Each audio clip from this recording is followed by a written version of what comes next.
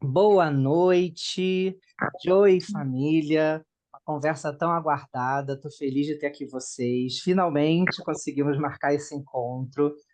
É um encontro que vai na esteira de outras conversas que estou produzindo para subsidiar a minha pesquisa na tese de doutorado e curso no programa de pós-graduação em educação na Universidade do Estado do Rio de Janeiro. Eu sou o Saulo Amorim, é bom que eu me apresente, porque essa nossa gravação vai ser disponibilizada no YouTube. Vocês concordam? Aliás, eu preciso perguntar, né? Concordam? Vai ser disponibilizada no Concordo. YouTube do Cores da Adoção, que é o grupo de apoio à adoção que eu coordeno.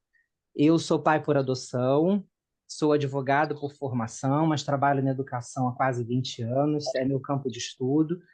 E me interesso muito pelos fazeres dos grupos de apoio à adoção, tanto no campo do direito quanto no campo da educação, no aspecto formativo, nessa potência formativa que os grupos de apoio à adoção têm.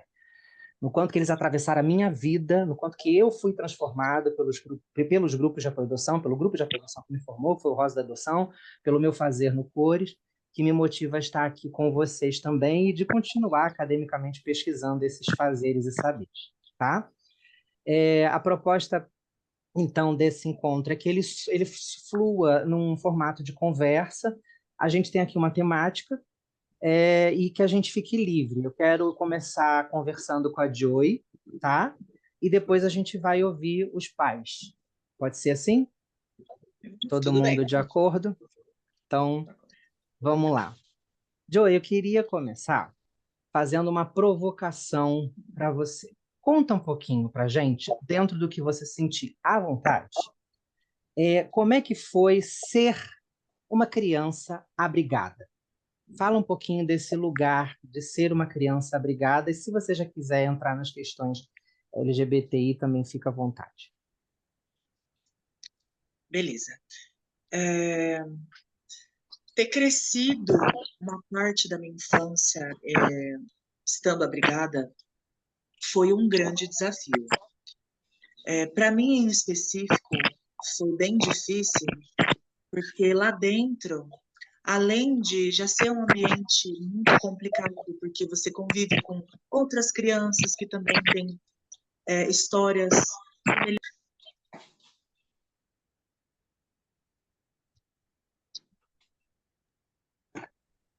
Você estava me escutando? Agora voltou. Ah, sim. Parou em alguma parte ou continuo de onde eu parei? Pode continuar dando onde você parou. Não só o convívio com crianças que tiveram histórias semelhantes, tão difíceis quanto ou mais, mas porque, na minha experiência, eu sofria muito bullying dentro do abrigo e, de certa forma, através desse bullying, eu também era responsabilizada por isso. O abrigo, ele me colocava como a vilã, vamos colocar assim. Tipo assim, eu sofria xingamentos, algum tipo de agressão, nada muito, tipo assim, fui espancada, apanhei, mas agressão verbal mesmo, assim, bastante. E eu não tinha voz para falar sobre isso, porque a perspectiva de quem administrava o abrigo falava, não porque você procurou, não porque a culpa é sua, quando na verdade eu era vítima. Quantos anos você Então, ter tinha, crescido. Joy? Eu fui abrigada quando eu tinha 6,5 e eu fiquei 2 anos abrigada, saí com 8,5. Então, foi uma experiência muito, muito difícil, assim, ter crescido uma parte da minha infância em abrigamento, justamente porque como eu não tinha nenhum apoio externo, a minha suposta família biológica, ela nunca quis saber muito de mim, eu sempre fui muito largada, né? Então, num lugar novo, cheio de pessoas novas, onde eu sofria e eu era penalizada por ser vítima, foi algo que mexeu comigo profundamente por bastante tempo da minha vida. Você E acredita que o ser abrigo, então, não LGBT, estava. Eu ia pode perguntar falar. justamente isso. Você acredita então que o abrigo não estava preparado para lidar com a sua existência, ou seja, com as dissidências que você performava naquele momento? Sim. Eu não sei se você concorda comigo, Joy, mas há algum tempo, logo que eu entrei, vou contar isso para vocês. Vou confessar aqui para para vocês. Logo que eu entrei na UERJ, eu trazia comigo o discurso, né, das crianças viadas, das crianças LGBTI, muito uma questão panfletária, né?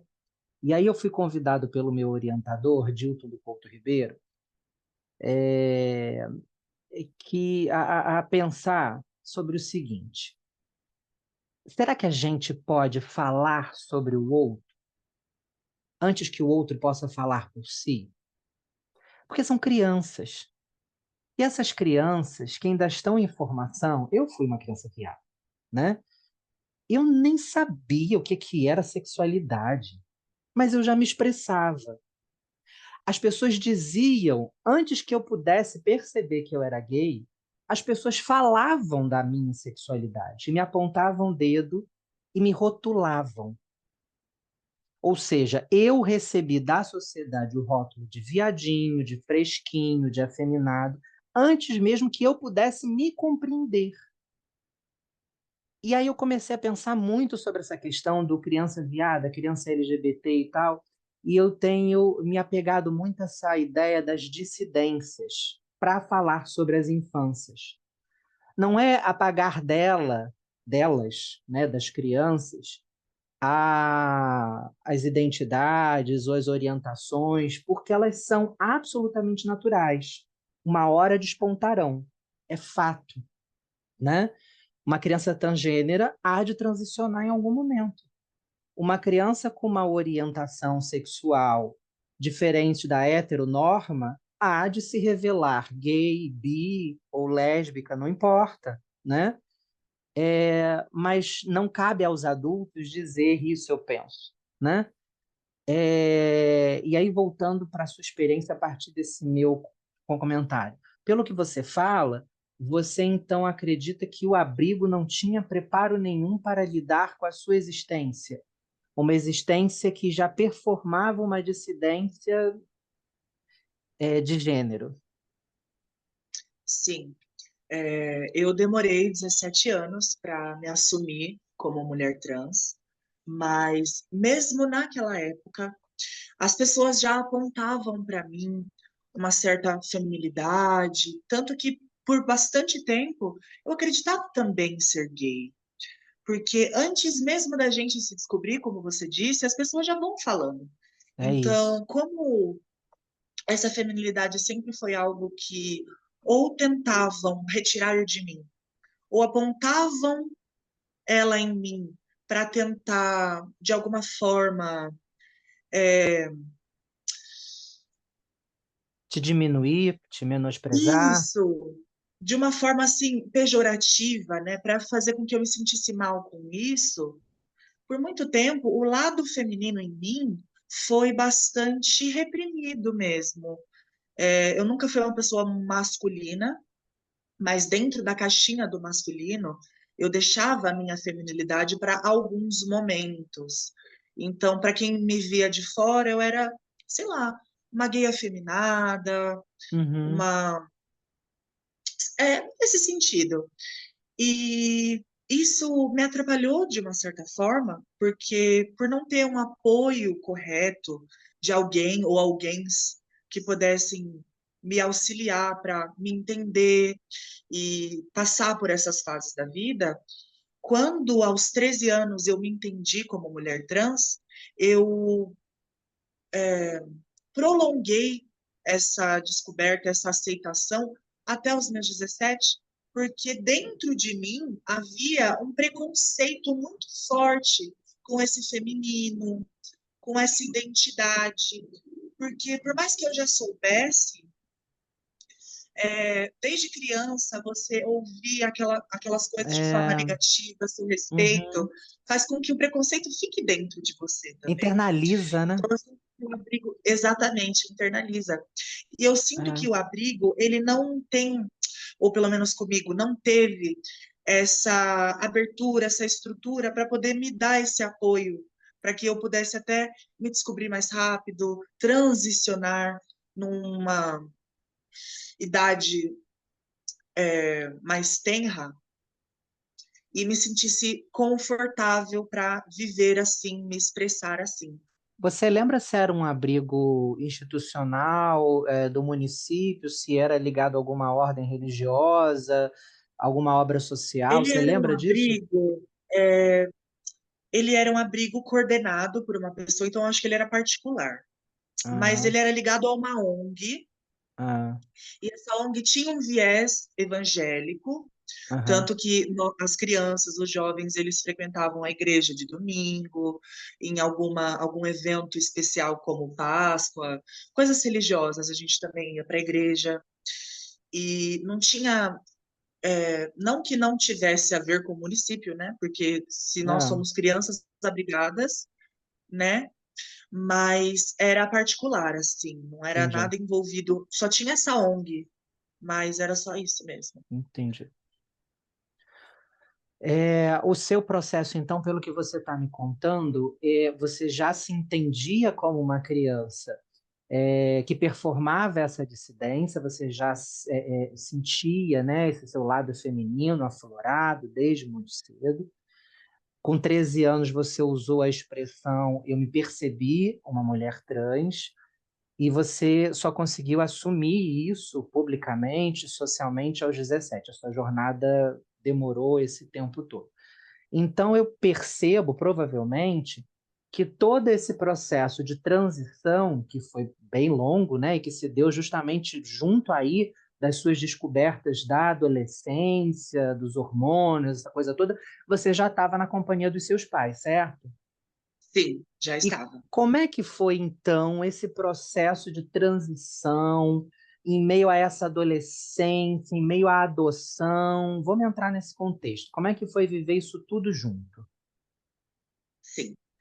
Meus pais sempre foram muito próximos de mim, sempre me transpareceram e me trouxeram uma segurança muito grande para que eu fosse quem eu me sentisse mais confortável, para que eu fosse eu mesma, de uma maneira onde eu pudesse me expressar livremente, sem nenhum tipo de dificuldade mesmo, de julgamento.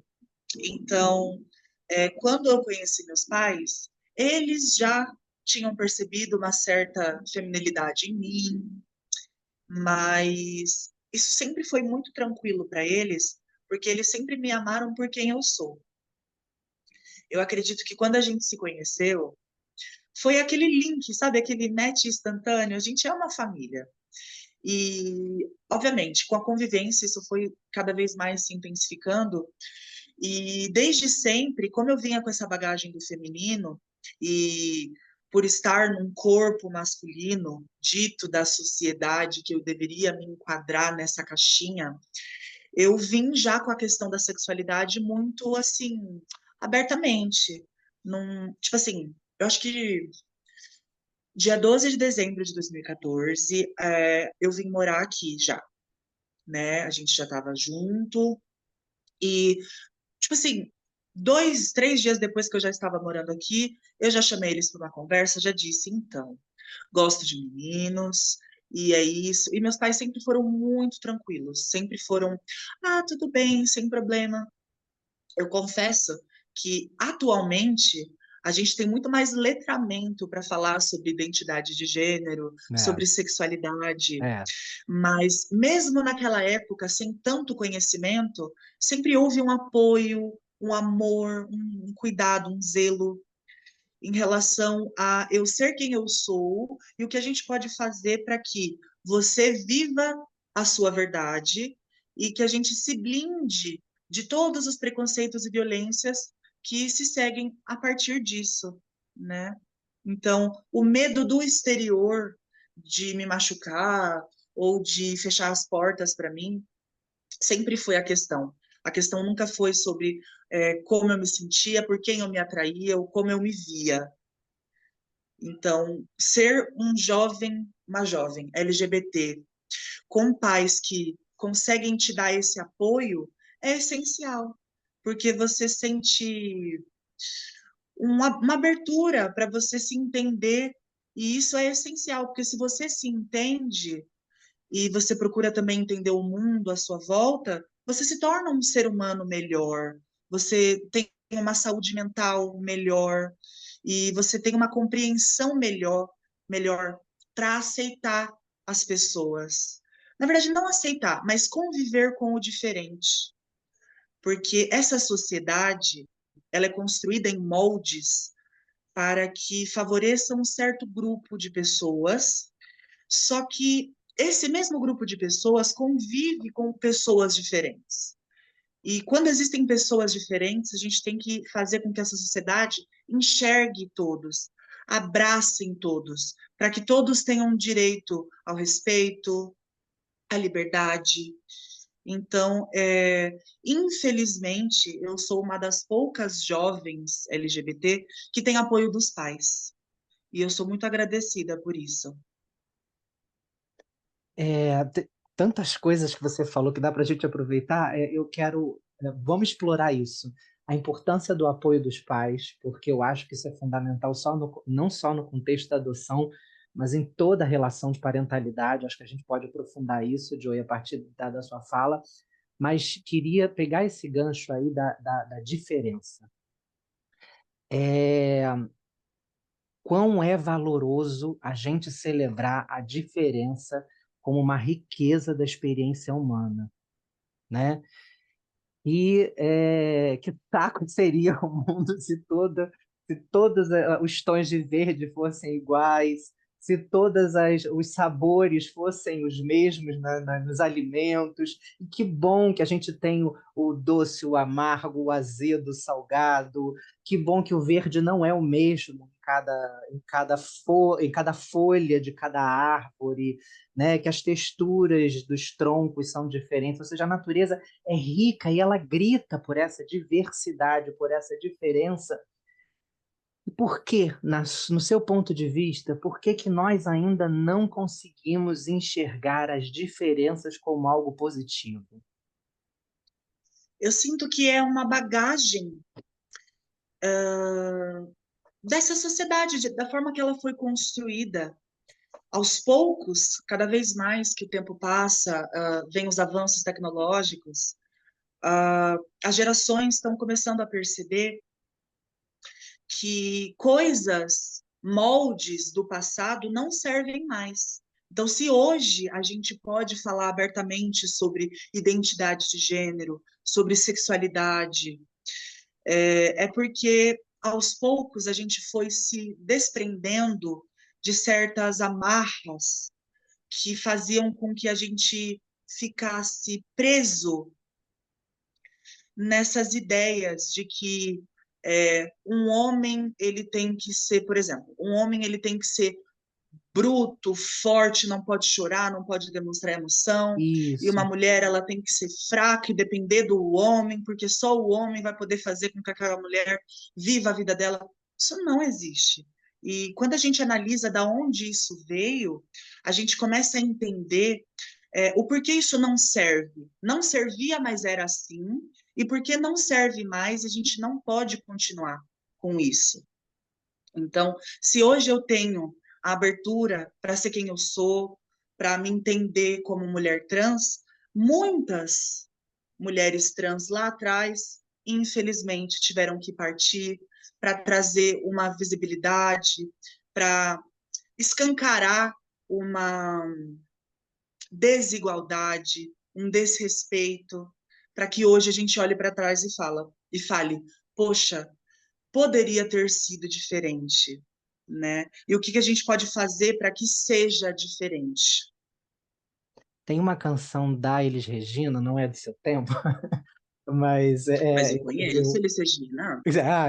quem maravilhosa, é uma diva do tempo de mamãe, mas eu também admiro demais. E ela canta O Novo Sempre Vem.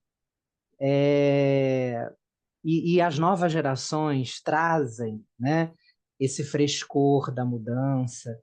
É natural que a infância traga consigo, e eu acredito isso, a esperança dessa mudança, né? Como você falou, a gente hoje em dia tem um letramento outro, uma capacidade outra de ler o mundo, de compreender coisas que nunca deveriam ter acontecido, mas que durante muito tempo nós toleramos e às vezes até reproduzimos, entendendo que era aceitável, e nunca deveríamos ter feito, né? Eu estou falando do racismo estrutural, do capacitismo estrutural e tantas outras coisas. Mas o novo sempre vem, ele vem e transforma. A minha questão é outra que eu provoco a você. Você teve a sorte, você disse isso, e aí já pegando o gancho, né? Você teve a sorte de ser adotada por uma família que respeitou você na sua condição, respeitou a sua existência. E as crianças que não dão essa sorte? Como fica o novo quando esse novo é um ser humano que não tem quem ouça, que não tem quem valide? Você está entendendo? Porque também existe sobre as infâncias uma tendência, né, dos adultos de se colocarem como isso a gente faz muito, né? Os pais, os adultos, de uma forma geral, a gente silencia demais as crianças. Imagina, a gente escolhe as roupas que as crianças usam, a gente decide como que vai servir o prato de comida, a hora que sai. Esses silenciamentos constantes que a gente faz sobre as infâncias são da ordem do esgotamento. Você teve a sorte de ser adotada por uma família que conseguiu respeitar a sua existência, principalmente nesse campo da identidade e da orientação sexual, da identidade de gênero e da orientação sexual. Mas como respeitar o novo quando não se respeita essa existência? Fala um pouquinho das crianças que não dão sorte de encontrar uma família como a sua, porque você conviveu com outras crianças abrigadas e você também milita no campo da adoção. Fala um pouquinho sobre isso. Bom, infelizmente, para as crianças e jovens que não conseguem ser adotadas ou se são adotadas por uma família que não as respeita e acabam sendo devolvidas, que eu acho absurdo, elas acabam se deparando com mais dureza na vida, porque você não passa por flores para você acabar em um abrigamento, né? Você não se percebe feliz, bem, quando o Estado precisa intervir e te colocar no campo da adoção para que você tenha uma nova oportunidade de ser filha, de ter pais. Então, esses jovens que infelizmente não têm a mesma sorte que eu de receber pais tão amorosos, tão compreensivos, da forma que todos deveriam ter, não só dentro da adoção, mas todo mundo que é filho deveria ter um pai, uma mãe que é maravilhoso. E todo pai e mãe maravilhoso deveria ter filho, filha, filhas que recebam todo esse apoio, esse amor que é necessário para a gente evoluir como ser humano. E essa dureza que esse jovem, que essa criança vai enfrentar, vai trazer mais trauma, vai trazer mais ainda aquele sentimento de impotência, porque quando você se vê sem apoio e em tão tenra idade, você inconscientemente vai colocando na sua cabeça que você não merece, que você não é tão bom assim. E isso desde criança. Algo que quando a gente é criança, a gente tem que se preocupar em se desenvolver, né? Então, o jovem abrigado, a criança abrigada, ela já vem com uma carga de baixa autoestima, de baixa valia, né? Você não se acreditar merecedor de amor, de afetos, de carinho. É muito triste, porque como boa parte desses jovens tem uma cor específica, né? Uhum. Tem um recorte específico, muitos jovens LGBTs como eu. Essa sociedade que prioriza o branco, o homem, a heterossexualidade, escanteia o preto, o LGBT, o deficiente, e essas pessoas, elas vão se marginalizando, né? E a marginalização dessas pessoas as leva para realidades muito difíceis, né? Então, a gente pode ver, por exemplo, crianças que desde muito cedo se percebem como responsáveis pela própria família.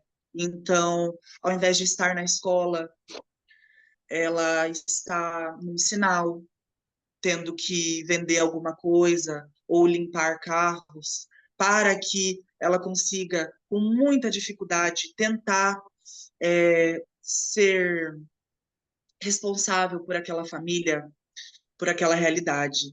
E como que a gente pode fazer diferente para que as crianças possam ser crianças, para que as pessoas possam crescer em ambientes onde elas possam ser elas mesmas, sem a opressão de você ser julgado como errado, você ser colocado como o diferente é ruim e tem que ser eliminado, Uhum, né? A gente até pode trazer para a política uhum.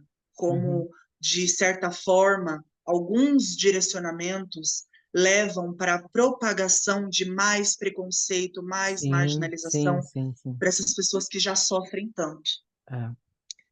Então, para encerrar, eu sinto que os jovens que não tiveram a mesma sorte, a mesma oportunidade que eu, eles vão indiretamente contribuir para que continue propagando o preconceito, porque se você não muda uma realidade e você sofre dessa realidade, querendo ou não, essa realidade continua se propagando. E aí a gente vê cada vez mais pessoas tendo preconceito com a adoção, pessoas tendo preconceito com identidades de gênero, sexualidades, e pessoas utilizando de crenças para propagar uma forma de ver o mundo que pode servir para ela, mas não necessariamente tem que ser universal, Uhum. porque pessoas diferentes A precisam diferença, de. né? Exatamente. A diferença. O mundo Exatamente. é rico pela diferença, né? Sim. Algumas coisas que você falou me tocam muito, porque, de fato, uma criança em contexto de abrigamento não vai para o abrigamento, você muito bem disse isso, você usou a palavra, né? Não são flores. Não vai para o contexto de abrigamento para uma coisa bonita, uma história bonita. Ninguém seria retirado do convívio familiar se não tivesse passado por alguma situação extremamente grave, dolorosa, né? Que fosse minimamente a fome. Mas já é doloroso pensar que você vai ter um rompimento com o núcleo familiar original, porque a fome foi tamanha naquele núcleo original que, por mais que houvesse amor, não tinha mais como manter o vínculo familiar, né? A fome precipitou até a morte. É muito grave pensar isso. E aí, para pensar, uma criança que não tem noção de mundo, tem toda uma construção a fazer de vida, de existência pela frente, se vê num dilema de criar laços com outras pessoas que ela não conhece, que vão ser apresentadas a ela como possíveis novos pai e mãe, ou pais, mães, e digamos que essa criança não dê a sorte que você deu. Foi a provocação que eu fiz. Você falou uma outra coisa também, que é muito interessante. Essa criança vai estar num estado de baixa estima. E aí, Joey, eu fico pensando, uma criança num estado de baixa estima, e você já esteve nesse estado de baixa estima antes de você encontrar os seus pais. Eu também já vivi, mesmo não sendo uma pessoa adotada, eu já vivi na adolescência por conta dos inúmeros conflitos que tinha aqui dentro da minha cabecinha e do medo de desonrar os meus pais, de decepcionar a minha mãe. Minha mãe era extremamente, terrivelmente católica, extremamente religiosa. Eu vivi indo à missa e ouvindo assim aqueles discursos de ódio, cresci, então eu tinha pavor de decepcionar a minha mãe. e também me silenciava a minha orientação sexual por conta disso. Então, nesse ponto, as nossas histórias se cruzam, né? Você viveu essa estima baixa, eu vivi isso, muitas crianças vivem por outros motivos. A gente não acaba aceitando muitas coisas e sofrendo calado para que aqueles adultos entendam que a gente precisa. É, E aí, o que que você pensa sobre a possibilidade de uma identidade acabar sendo silenciada, de uma sexualidade acabar sendo silenciada? Você está entendendo? Porque é Sim. melhor que eu me cale para que eu seja aceito, é melhor que eu não me revele para que eu não seja novamente abandonado. Fala um pouquinho sobre isso. Claro. Inclusive, a gente pode trazer um recorte recente dessa onda de jovens que, por determinados fatores, os levam a, por exemplo, igrejas aonde elas vão renunciar à sua sexualidade em nome de uma possível aceitação, porque é feito de uma forma para que essa pessoa ache que ela ser quem é não está certo. E para ela receber afeto, amor, aceitação, ela precisa se moldar a certas coisas, jeitos. É muito interessante falar sobre isso, porque quando você, desde cedo, é, vai sendo exposto a discursos de ódio, a diminuições como é, zoações, bullying, você não ter espaço para ser respeitado e ter que se adequar a um certo jeito, o que que isso faz com a sua cabeça? O que isso faz você assimilar, por exemplo, eu sou do jeito que eu sou, mas todo mundo faz questão de me lembrar que isso está errado e para eu ser amado, para eu ser aceito, eu tenho que me apagar, me silenciar para viver uma verdade que o outro acredita que seja o correto e assim esse outro que me odeia vai gostar de mim porque É, eu cedi, porque eu me moldei ao que ele espera de mim, o que ele acredita que está certo para mim, porque para ele funciona, para todo mundo funciona. E aí essa pessoa, esse jovem, cresce, vive uma vida muito triste, porque quando você se molda ao outro, esquecendo de você, você não consegue nem muitas vezes se olhar, se entender. Muitas vezes, nossa, como é que eu posso dizer? Quando você se diminui, se molda, ao invés de simplesmente ser, você adoece, uhum, porque para o outro, né, quando você está com o outro, até pode ser legal esse senso de pertencimento, de amor, mas essa verdade, ela é tão verdade ou ela é uma performance? Porque quando você está com você mesmo e nem com você mesmo você consegue se aceitar, se amar, se perceber, sabe? Te adoece. Você é, não tem espaço e liberdade para nada. Você se sente menos para que no momento que você está com o outro, você tenha essa sensação de abraço. É triste. é, E por isso que a gente vê cada vez mais quanto o preconceito, ele até mata mesmo. As pessoas elas vão se enquadrando, se fechando, se diminuindo, e aí existem pessoas que, infelizmente, se suicidam, pessoas que se colocam em situações que elas acreditam que é o certo para elas, porque elas não se ouvem, elas ouvem o que o outro acha que é bom. E nisso, ao invés de unir, desune, né? Eu ontem à noite assisti um filme, recomendo, vou deixar até gravado aqui nessa nossa conversa para o futuro. Assistam, tá na Prime Video. O nome é Aqui, o nome do filme. Não sei se vocês já assistiram. É um novo filme com Tom Hanks. É um filme que é gravado todo em um cômodo de uma casa. É a câmera posicionada em um determinado cômodo, a sala de uma casa, que foi construída em 1900, se eu não me engano, numa cidade nos Estados Unidos, e vai gravando cenas de várias famílias que por aquela casa, por aquele cômodo daquela casa passaram ao longo dos séculos até 2025. E é muito interessante que tem uma determinada cena de uma das famílias que passaram por aquela casa, que é a seguinte cena que eu vou descrever para vocês. Isso me tocou muito. E toca como pai também, Wilson e Angélica. Chega um casal jovem, ele veterano de guerra, tinha acabado de retornar de uma guerra lá que eu não entendi qual guerra dos Estados Unidos. Ela, mulher do lar, sem profissão, dizia que queria ser contadora, mas não deu porque ela precisava cuidar dos filhos, tiveram 3 filhos.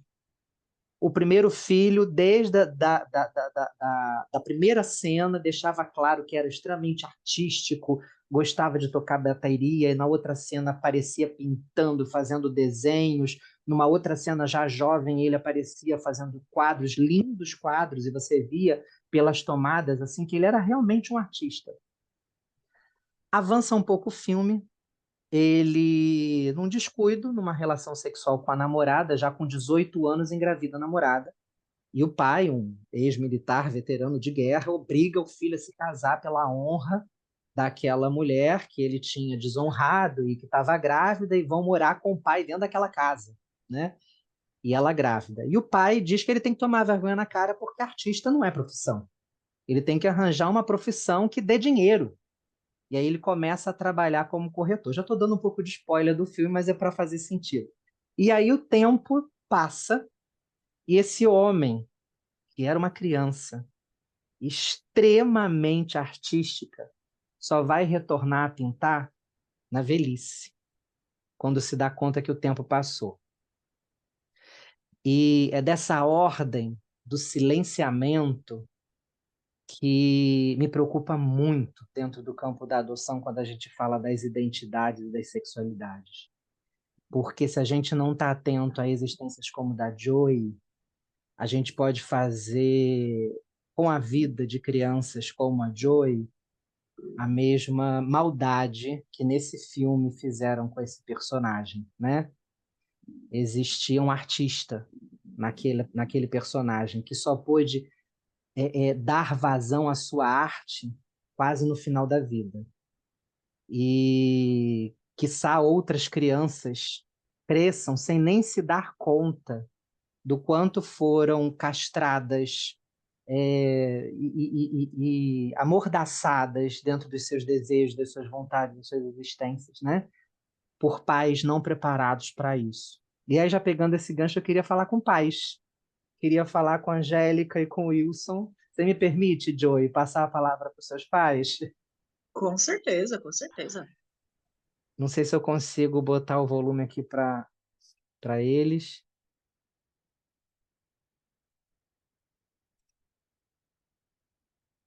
Tem que apertar o microfonezinho aí, Angélica. Pronto. Foi. Você me escuta, né? Estou escutando. E aí eu queria ouvir os pais, o pai e a mãe da Joy. Primeiro eu queria começar perguntando assim, como foi ouvir a filha de vocês contar tudo isso? Bom, não é que eu seja coruja, mas eu acho a minha filha maravilhosa. Então, eu admiro a fluência dela, a riqueza de expressão. Eu fico admirando esse ser maravilhoso aí, que a gente tem o privilégio de termos nos tornado pais dela. E quando vocês... Conta para mim como é que foi antes de conhecer Joy, para depois a gente falar sobre essa experiência, né? Porque teve esse encontro com Joy, tudo que ela relatou a partir do encontro com vocês. Mas eu também estou curioso para saber como é que foi a vida de Angélica e de Wilson antes da chegada de Joy, né? Como é que vocês se prepararam para a chegada dela? Vocês participaram de grupo de apoio à adoção? Sim, nós começamos a nossa jornada adotiva em 2011, em agosto de 2011, tá? Antes de começar essa jornada, nós não tínhamos a mínima noção de como é que as coisas funcionavam, né?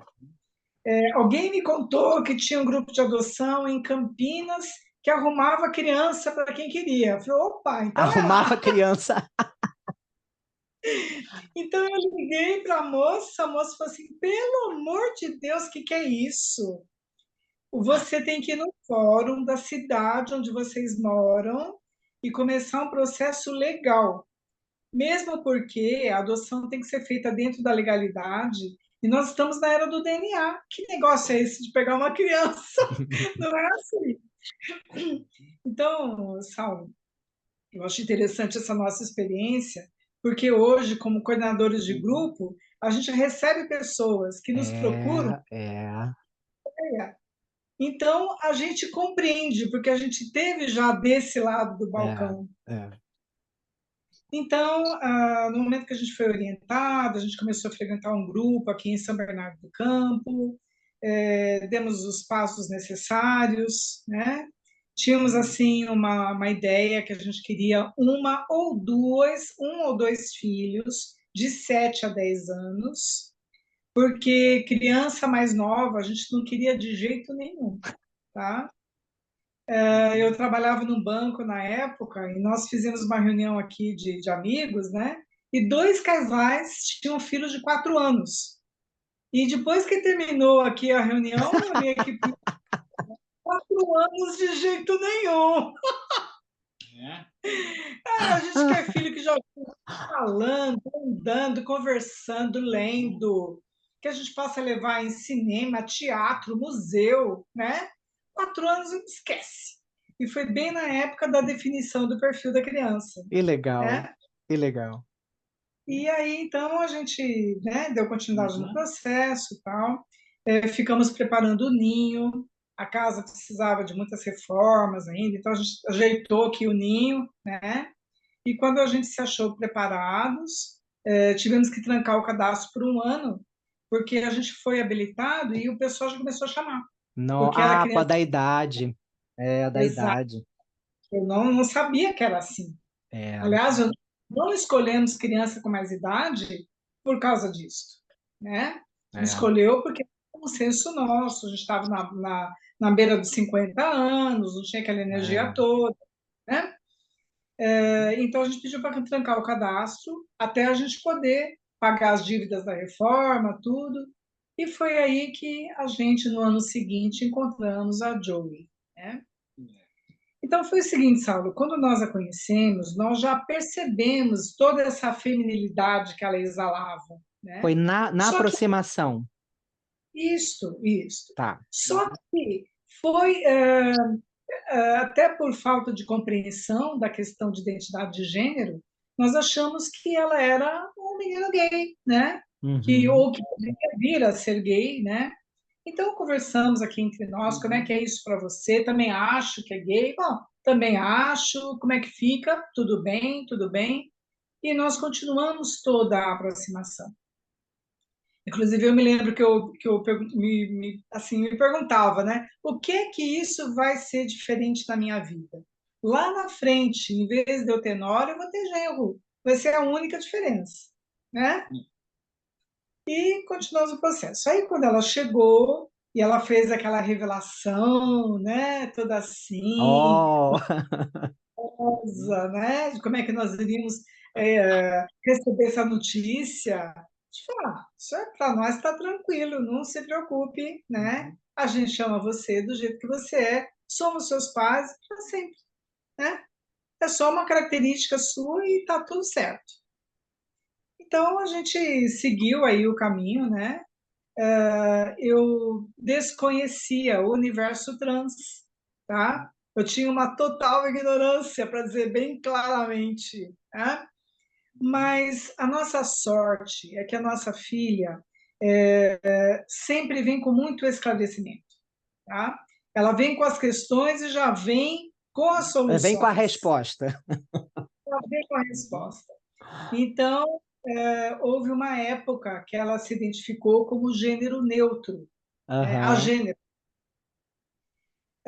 Então, ela veio me explicando: olha, mãe, descobri uma coisa, tal, preciso contar para você. Eu falei, vamos lá. Ela estava num Eu, processo de desconstrução de gênero, não era, Joy?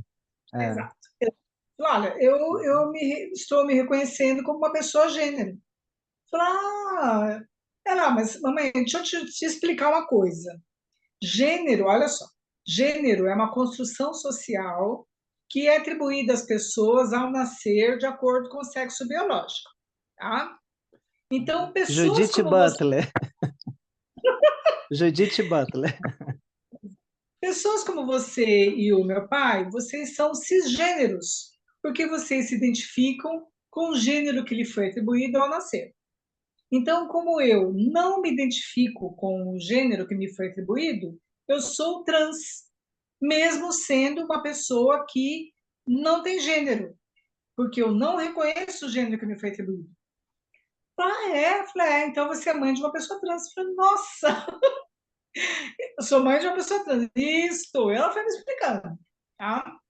Logicamente, depois eu corri atrás de outros esclarecimentos, de outras coisas, de grupos de apoio, conheci o Mães pela Diversidade, né? Uhum. Mas foi a minha filha que pegou na minha mão e foi caminhando comigo para eu percorrer esse caminho como mãe de uma pessoa trans, de uma pessoa agênero, tá? E aí ela foi me dando as diretrizes, né, que ela precisaria ter, então, um nome social, ser reconhecida pelo nome social, ter as questões da escola. Então, nós fomos atrás, tá? Fizemos uma carta para a escola dizendo que ela se reconhecia como uma pessoa gênero.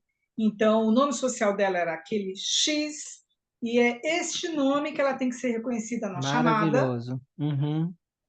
Banheiro, eu escutava. Nossa, cachorrinho. Eu escutava muito. Bela, quietinha. Não, dá um espacinho para ela. Vamos subornar aqui. Então, eu já tinha visto muito lá no Mães pela Diversidade, a questão do banheiro, que é uma coisa assim medonha, É. né? Então, na carta para a escola, já foi com a instrução. E, por favor, oriente qual banheiro que ela pode, Elu, né, na época, Elu Uhum. pode ocupar sem que a minha filha se sinta constrangida. Tá? Então, já fomos com tudo assim para a escola. Né? E isso foi muito importante, porque é assim que tem que ser. Nós Uhum. não fizemos nada demais. É assim que tem que ser. Tá? Eu reconheço que eu não conhecia praticamente nada do universo trans, fomos atrás das informações, fomos fazer o letramento LGBT trans, tá? Posso fazer uma comparação, só para aproveitar esse gancho? Claro, Digamos que claro. vocês tivessem adotado uma criança e essa criança, eu acho que esse diagnóstico, eu vou dar uma comparação precária, tá? Porque é um diagnóstico que vem muito pequenininho, mas enfim, não cabe na experiência de Joy, porque Joy foi adotada com 8, 9 anos. Mas digamos que você tivesse adotado uma criança que começasse a ter, do nada, reações ao leite. E aí vocês descobrissem que tivesse alergia à PLV, alergia à proteína do leite de vaca. E você, até aquele momento, nunca tinha ouvido falar sobre o que era PLV, nunca tinha se preocupado em ver as coisas que você comprava dentro da sua casa, olhar os rótulos dos materiais para ver se tinha ali proteína de vaca. Você nunca se preocupou nas receitas que preparava. Você não ia correr atrás. Você não ia correr atrás de médico, você não ia orientar a escola sobre Sim, os determinados alimentos que poderiam ser servidos para sua filha. Você não ia mudar o que é servido dentro da sua casa, né? Se as pessoas são capazes de compreender que toda uma dinâmica familiar pode e deve ser alterada quando surge uma demanda que é própria da existência daquele ser humaninho, outro que chega na vida de uma família, se são capazes de entender por uma origem no campo da saúde, não está vendo aqui a questão de história, né? Por que não há empatia, sensibilidade para ter a mesma compreensão, o mesmo entendimento quando a gente vai para a questão da identidade de gênero ou quando a gente vai para o campo da orientação sexual? Só tem uma explicação, preconceito. Só tem essa explicação. Porque o fato de Joy assumir a identidade dela como mulher trans nesse momento, numa transição completa de gênero, né, diz sobre ela, não sobre mim, que sou outro, nem da família sou, ou sobre vocês que são pais, né? O fato de qualquer pessoa assumir a sua identidade e orientação fala sobre a própria pessoa, né? Vocês acreditam, a partir disso que eu provoquei sobre essa reflexão, vocês acham que, de alguma forma, o grupo de apoio à adoção que vocês passaram na preparação, no momento de formação, foi capaz de despertar em vocês essa compreensão do que eu estou falando agora, ou não? Infelizmente, não. Esse assunto nem de leve foi citado, tá? E, bom, vamos conversar mais sobre isso? Pode fazer Uhum. as perguntas, vamos falar sobre isso. Porque é justamente esse o foco e esse interesse. Porque há um contexto histórico. Vamos, assim, dar a César o que é de César. A Joy já falou aqui na nossa conversa, já falou antes, que nós realmente temos, isso é fato, temos um acúmulo que nos dá uma capacidade de leitura, o que ela falou como letramento, certíssima, né? Nós temos um acúmulo, uma capacidade de leitura, nós temos um letramento outro na última década, né? Que nos permite entender, compreender essas questões de uma forma muito melhor do que compreendíamos há tempos atrás. Porém, vou fazer um retorno aí. 2011, estava o Supremo batendo martelo em relação às conjugalidades LGBTI, dizendo são família, podem casar, podem adotar. Ou seja, a gente estava no auge da discussão no Brasil sobre o que significava ser pessoa LGBT no Brasil, a tal ponto que tinha a maior corte no país dizendo essas pessoas precisam ser respeitadas em seus direitos e precisam ser validadas tanto que possam casar, que possam adotar, que possam ter os mesmos direitos de quaisquer outros brasileiros, porque são sujeitos de direitos como qualquer outros brasileiros. Estou falando de 2011. Você está entendendo? E já existia um grupo de apoio lá atrás, Angélica. Eu estava nessa jornada também, Angélica. E é sobre isso que a gente precisa pensar, porque não é só sobre 2011. E os nossos grupos hoje em dia? Até que ponto nós, enquanto movimento da adoção, né? E eu considero o Joy também como parte desse movimento, eu sou coordenador, vocês são coordenadores, Joy também, nós somos movimento da adoção, nós impulsionamos esse movimento social, né? Até que ponto nós, eu me sinto responsabilizado também, né? Até que ponto nós estamos cooperando para construir essa mudança? Fala um pouquinho sobre isso, Angélica. Bom, no momento que nós temos esta experiência rica de termos passado por todas essas transformações, nós entendemos que é obrigação nossa, pertencendo a um grupo de apoio à adoção e principalmente sendo coordenadores de um grupo, é nossa obrigação levar conhecimento às pessoas que estão se habilitando ou que estão habilitadas, tá? Nós falamos isso no nosso grupo, temos a oportunidade de falar isso em outros grupos que nos convidam, tá? E esta deve ser uma pauta permanente nos grupos de apoio à adoção, tá? Eu sinto que existe uma resistência em alguns grupos, principalmente aqueles que têm uma base religiosa, calcada em religiões que têm um certo um viés de enxergar esta questão, tá? Nós precisamos bater na porta e dizer: estamos aqui, esta é uma realidade que existe e nós temos obrigação de preparar os pais, porque caso os filhos deles sejam LGBTs, eles têm que saber como eles devem lidar com isso. Eles têm que saber aonde que eles podem se informar melhor, tá? Como é que eles podem se tornar pais responsáveis, tá? Porque não é assim, eu não marquei isso na ficha. Eu não marquei que eu queria a filha LGBT, agora eu descobri que vou devolver. Não. Mesma coisa que você falou. É intolerante à lactose. Eu não marquei isso na ficha. Vou Intolerante à devolver? Imagina. Então, nós temos o dever de levar orientação nos grupos de apoio à adoção, nos nossos, nos outros, de todas as maneiras possíveis, porque crianças e jovens que não recebem o apoio da sua família são pessoas que começam uma curva descendente na vida. Começa a evasão escolar, porque sem o apoio da família, principalmente quando você é menor de idade, você não pode alterar o registro, o nome social na escola, né? Isso. O que acontece? Aí a pessoa começa a se sentir mal na escola, não quer ir, abandona a escola. Aumenta o bullying escolar, aumenta a perseguição, reduz a autoestima, e é uma cadeia de sucessão de problemas. Exato. E vai ladeira abaixo.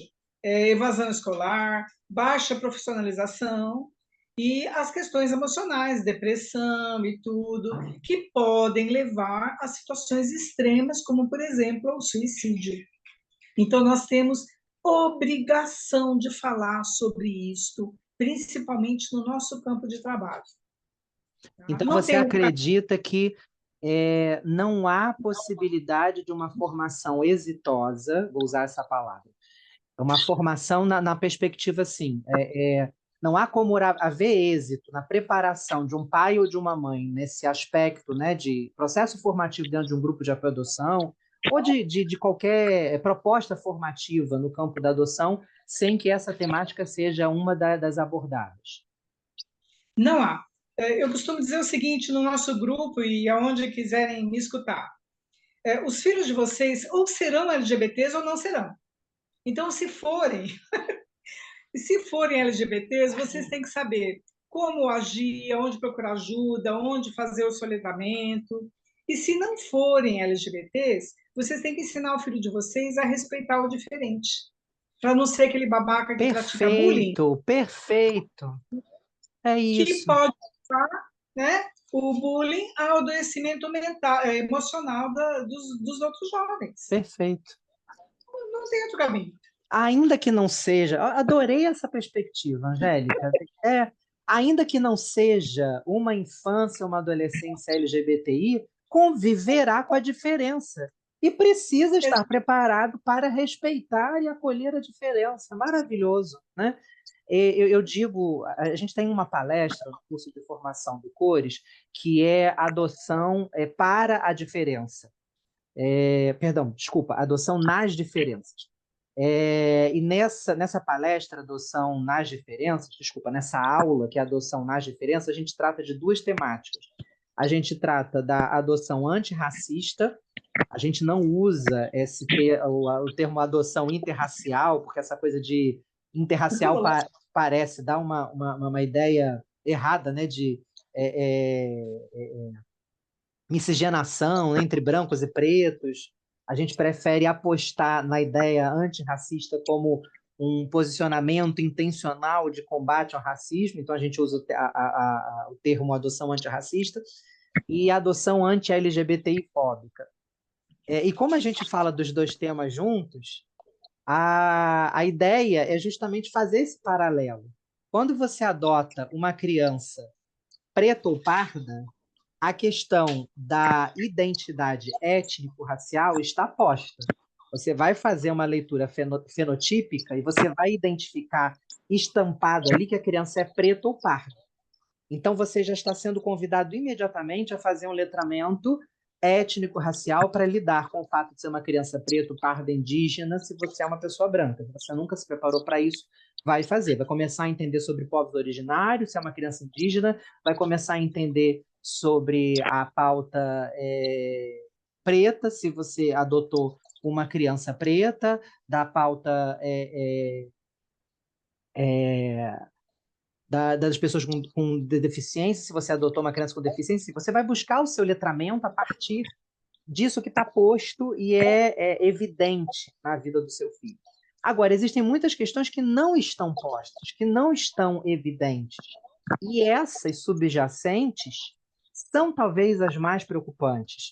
Não em relação às crianças, mas em relação a nós, pais. Porque a gente entra muito imbuído, não sei se vocês chegaram assim, mas eu me lembro do meu momento, né? A gente entra muito imbuído daquele calor, da emoção, do ai, quero ser pai, quero ser mãe, a gente pensa que vai dar conta de tudo, né? Tem aquela ilusão de que eu vou matar tudo no peito, pode vir, o amor cura, o amor resolve, né? Se faltar comida, a gente divide o prato. E não é assim, né, Angélica? Você acha que essa ilusão que as pessoas trazem também, às vezes não colabora de forma negativa para o mau êxito nessas aproximações, para o Olha, insucesso? Saulo, eu acho o seguinte, ainda bem que as pessoas vão para o processo de adoção com esta ideia, que o amor cura todas as feridas, porque a gente sabe que cura, só que só o amor não basta.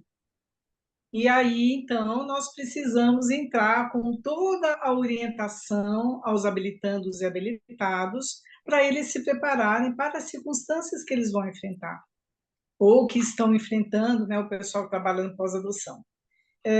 Mas eu acho positivo entrarem com esta ilusão, que o amor, né, tá aí, maravilhoso, onde come dois, come três, maravilha. O amor realmente, eu acredito que é a força mais potente do universo. Mas precisamos levar informações. Deixar o pessoal com os olhinhos bem abertos. Você acha também, Wilson, que existe algum. Aí eu que queria ouvir da parte de um pai. Você acha que existe algum componente geracional ou alguma questão outra vinculada à formação pessoal que dificulta os homens a se aprofundarem nessa questão?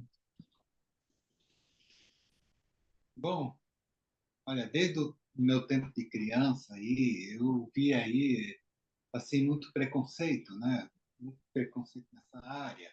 Basta ver aí anos 80 ali, aquelas piadinhas de bichinha ali que tinha assim nos programas de humor, e não era dizer que era de assim humorístico de quinta categoria, não, era humorístico até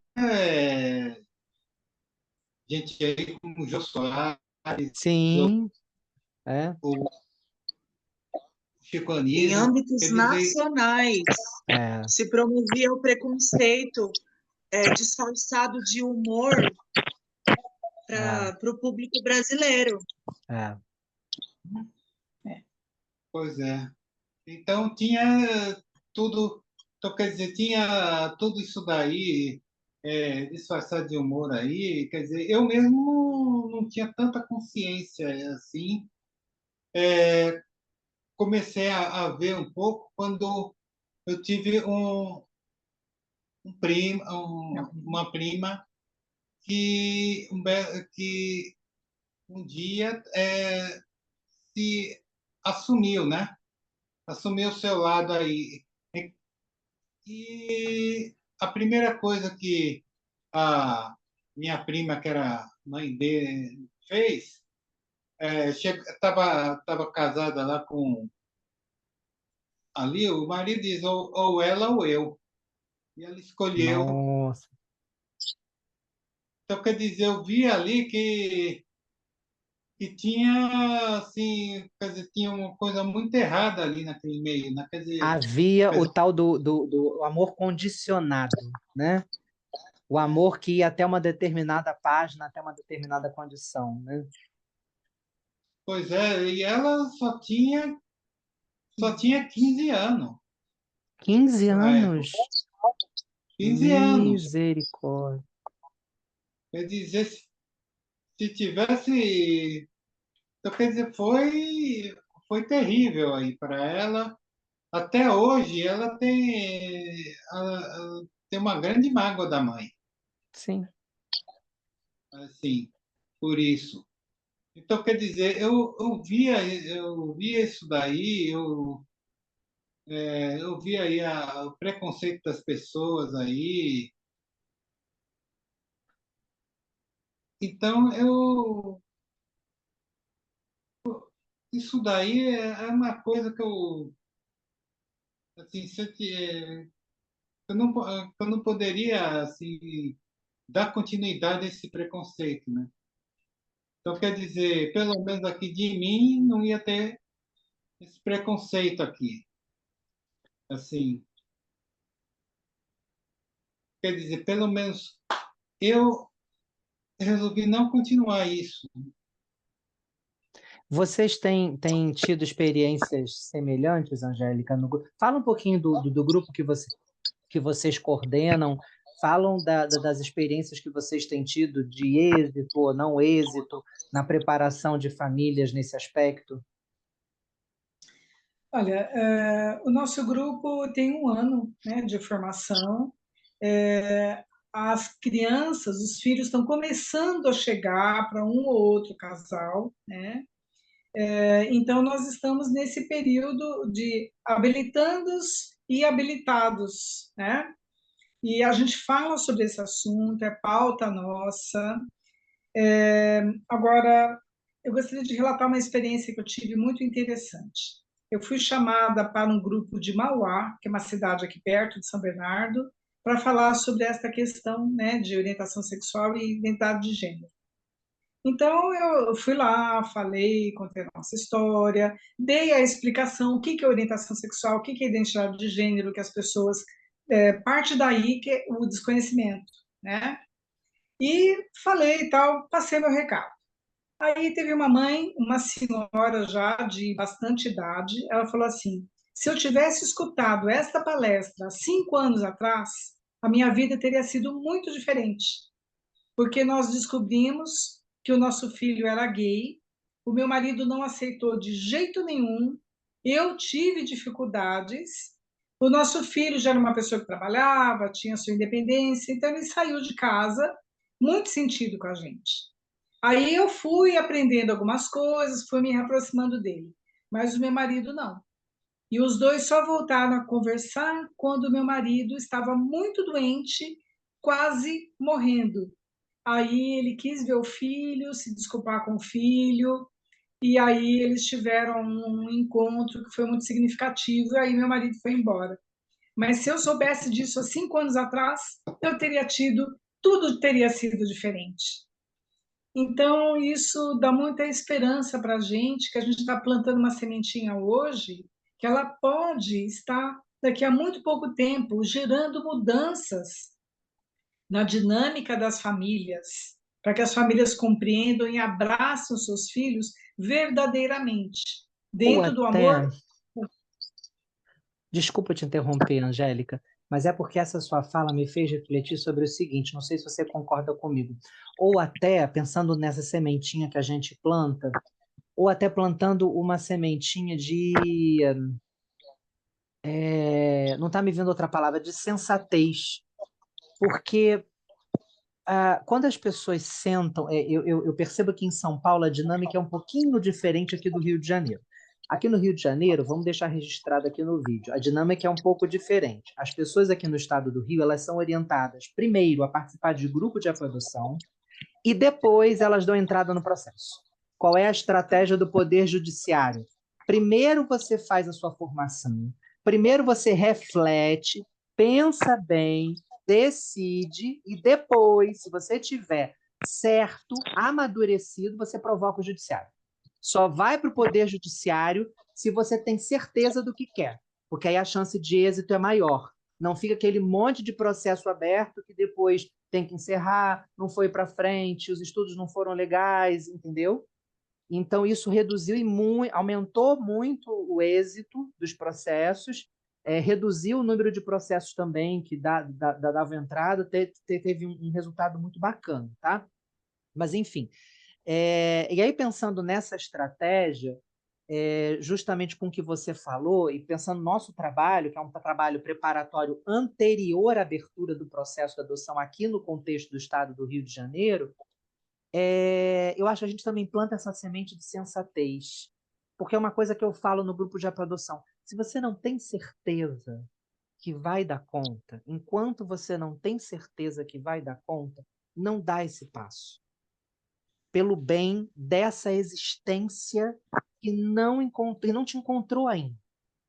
Porque ninguém merece, nenhuma pessoa, nenhum ser humano merece estar ir ao convívio, conviver, né, com outra pessoa que não sabe o que quer da vida, que não sabe cuidar do outro, que não está disposto a ouvir, entender, compreender, acolher, abraçar o outro da forma como o outro é.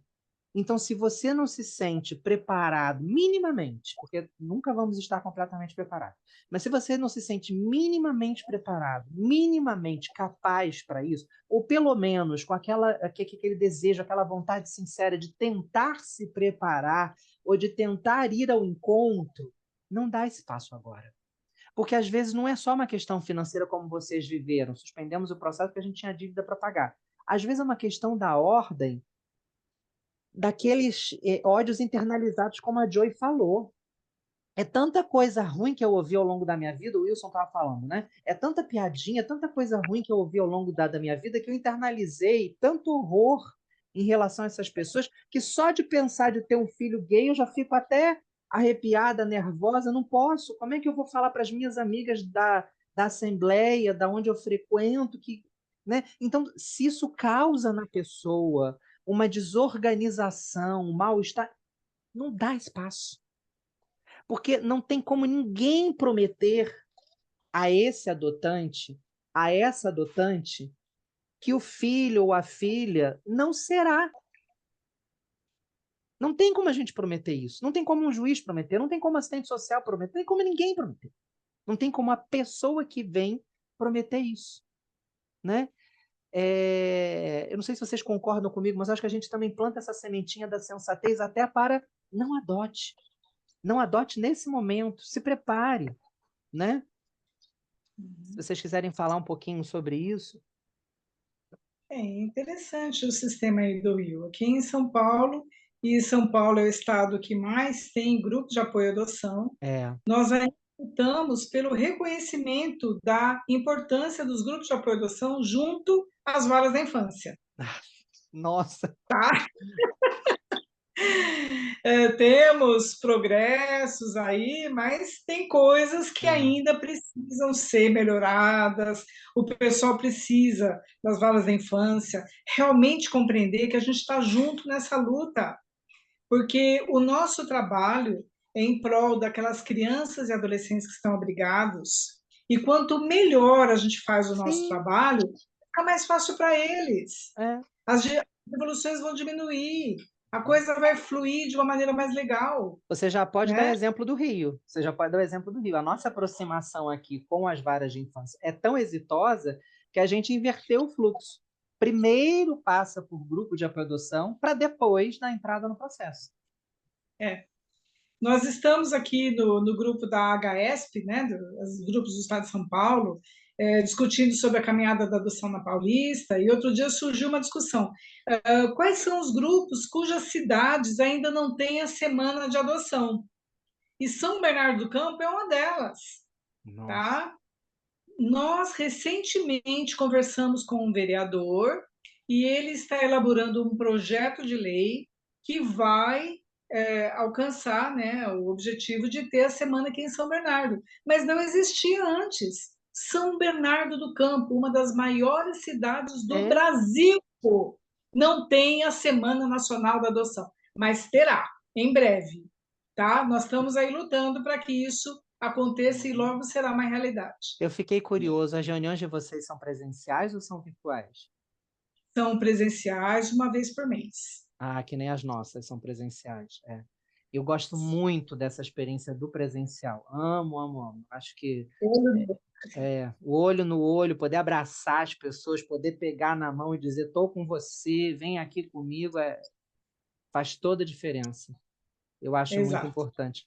Meus amores, a gente já vai para quase 1h30 de conversa. Eu acho que a gente produziu muita coisa boa, ficou muita coisa registrada aqui para a posteridade, para o futuro. Eu queria deixar agora um espaço aberto para os pais, para a Joy, para vocês deixarem, encerrarem com alguma fala, mas deixarem uma mensagem nessa perspectiva. Nós estamos conversando na rede, nós estamos deixando registrado na internet as nossas vivências, as nossas experiências no contexto da adoção.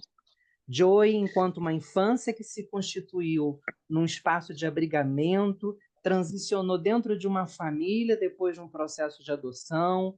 Angélica e Wilson, um homem e uma mulher que decidiram paternar e maternar pela via da adoção, que tiveram a sorte de encontrar a Joy, que transicionou no seio, no colo de vocês.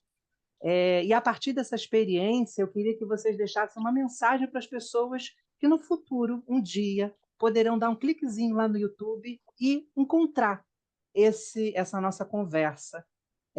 O que vocês deixam de legado para essas pessoas? Que mensagem vocês deixariam para tocar o coração dessas pessoas? Aí agora é com vocês. Ó, filhinha, pode falar.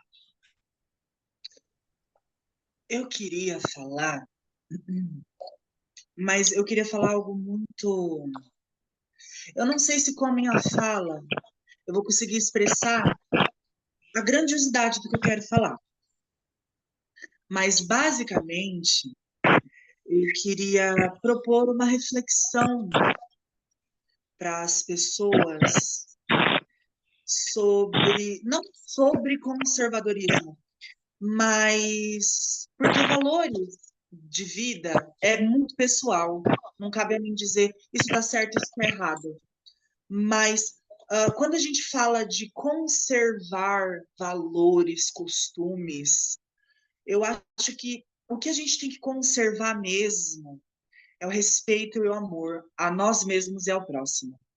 Então, quando alguém tenta me desmoralizar, me diminuir por eu ser quem eu sou, com valores conservadores, com valores pessoais, que dizem muito mais sobre a pessoa do que sobre mim, eu me pego pensando, por que nós não podemos coexistir? Por que necessariamente precisa existir um jeito certo, uma maneira correta de se viver, de se pensar, de se agir?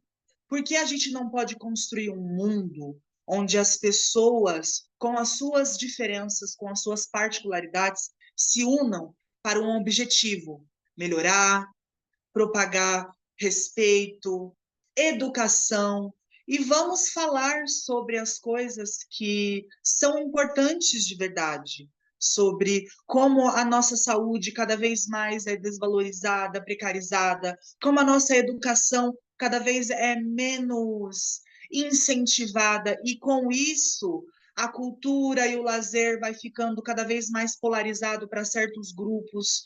Por que não a gente deixar de lado o que eu acho que é certo da vida, para mim, para você, o que a minha religião diz? Por que a gente não foca em construir um Brasil melhor?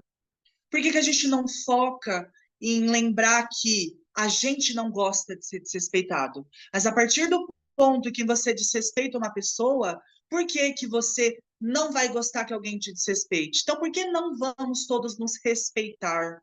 Sabe? Eu acho que antes da gente falar do outro, a gente tem que olhar para a gente. Será que o nosso amor próprio está de boa?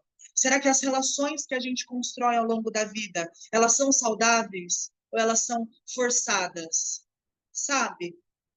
No fundo, o que eu quero dizer com tudo isso é que existem coisas muito mais importantes para se falar, para se debater, do que a identidade de gênero do outro, a sexualidade do outro. A gente tem que se entender como nós mesmos, nos respeitar e lembrar que, como cidadãos em uma sociedade, a gente tem que prezar pelo todo. E em uma sociedade que é construída para uma parte só, mas essa parte existe com outras partes, a gente tem que deixar o ego de lado e pensar no melhor para o todo. Então, respeitar todas as raças, todas as sexualidades, todas as identidades de gêneros, para começar. Porque muitas vezes o que serve para mim não necessariamente vai servir para o outro e vice-versa. Quando você tenta fazer com que uma pessoa engula uma verdade que é sua, não necessariamente vai cair legal, porque isso diz respeito a você, não ao outro. Respeito sempre e com muito amor no coração, para que a cabeça e o coração andem juntos e a gente siga juntos num propósito de melhorar e de fazer com que todos sejam incluídos e respeitados.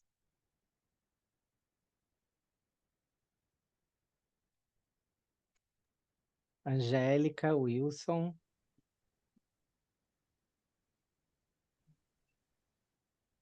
Eu gostaria de dizer o seguinte: convidar os pais a uma reflexão, para que nós olhemos para dentro de cada um de nós, reconheçamos os preconceitos que a gente ainda traz e, a partir dessa consciência, que a gente desconstrua esses preconceitos, para que a gente seja pessoas melhores. E, sendo pessoas melhores, nós vamos dar exemplos bons para os nossos filhos e ajudá-los também a ser pessoas melhores, tá? E se vocês amam os filhos de vocês, amem também os filhos que não são de vocês. Amem aquelas crianças, aqueles adolescentes que estão nos abrigos pedindo por uma família. Amem os filhos dos outros pais, das outras mães, e vejam neles o reflexo do filho de vocês. E amem e respeitem, tá? E é isso. Gostaria de acrescentar mais uma coisa que eu acho que finalizaria muito bem a minha fala quando eu trago vieses religiosos e conservadorismo. Jesus, para quem acredita, claro, desceu aqui para nos pregar o amor. E ele disse: respeite o próximo como a si mesmo. E essa frase é muito poderosa, porque quando a gente respeita o próximo como a si mesmo, isso diz muito sobre como você se respeita. Então, se a gente cultuar o amor próprio e se entender, se respeitar, a gente vai saber entender e respeitar o outro. Não é questão de aceitar. Aceitar, a gente aceita a gente mesmo. Mas o respeito, ele é fundamental. Jesus já falava isso lá atrás. É isso. Tudo se resumia no amor ao próximo. Tudo se resumia no amor ao próximo. Muito obrigado, gente. Eu posso dizer que amo vocês, que me emociono também com tudo que eu vi. Nossas histórias se atravessam, se complementam, nós nos encontramos em diversos aspectos. Posso dizer que vejo vocês, enxergo vocês, me uno a vocês em, em, em sentimentos, em desejos de felicidade, e anseio muito que vocês sejam prósperos em vários aspectos da vida. Fico feliz por esse encontro. Eu acho que a gente que decide trabalhar com grupos de adoção, tudo que a gente deseja é que outras famílias tenham encontros positivos como os nossos, né? As nossas existências são um sopro. Eu acredito nisso. O meu desejo de deixar essa live é pela certeza que eu tenho de que eu sou passageiro nessa jornada, todos nós somos. Meus filhos ficarão também durante algum tempo, mas eles também têm uma existência que é breve. Mas nós podemos fazer a diferença nesse mundo, e eu acredito que essa diferença, diferença que a gente falou aqui tanto, né? A gente faz de pouquinho e a gente faz com boas intenções. Concordo contigo, Angélica, que o amor transforma muita coisa. E a gente, com esses nossos gestos, pequenos gestos de amor, a gente tem conseguido transformar a vida de muitas pessoas. E eu acredito que a gente ainda vai conseguir transformar.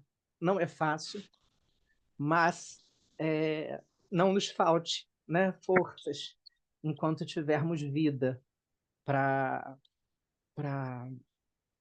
viver, para fazer.